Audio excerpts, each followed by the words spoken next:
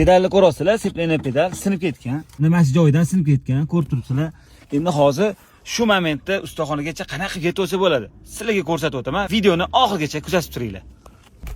Pedalni ko'rasizlar, seplanani bosishi imkoni yo'q. Birinchi bo'lib skorsni, birinchi skors ko'rasizlar. Bismillah deb zavat qilasizlar, mashina o'zi yurib ketadi. Ko'rdinglar, mana mashina qo'zg'aldi o'sha, biz yo'ldamiz. Xo'sh, bitta gaz berasizlar. Оборот qaytgandan keyin sekin mana ikkinchi skorsga urasizlar. O'zi sekin urilib ketaveradi. Pedalni mana chap oyog'imda qo'yib qo'yganman, seplanani bosish imkoni yo'q.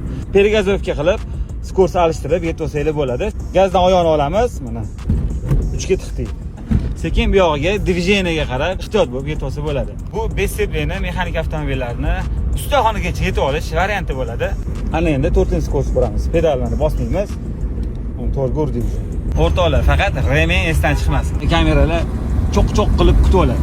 Eson-omon mana manzilimizga yetib keldik, o'rtoqlar. Akalar, endi bu holat nimadan bo'ladi? Bilasizlarmi? O'zi karzina disiplinani o'z vaqtida almashtirmaganlikdan bo'ladi. Shuning uchun karzina disiplina o'z vaqtida almashsa, o'rtoqlar bunaqa noqulayliklar bo'lmaydi, sizlarga kamroq rasxod bo'ladi. Xullas, o'rtoqlar, mashinangizga e'tiborli bo'linglar. Manzilimizni bilasizlar, Sag'bon ko'chasi, Tojiniso Joziba to'yxonani shundoqqina ro'parasi.